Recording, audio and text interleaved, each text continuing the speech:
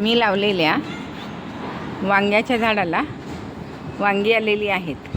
ही बघा, ही माझी छोटीशी गच्चीतली बाग आहे। ही आळूची पानं आहेत। वर्षभर मला ही आळूची पानं मिळतात। हे बघा किती सुंदर मिरच्या आल्या आहेत, भरपूर मिरच्या आल्या आहेत।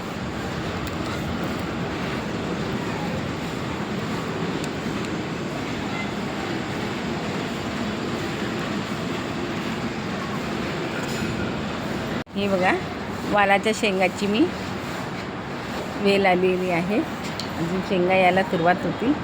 आता ही आळूची पानं आहेत, बऱ्या 2-3 कुंड्या।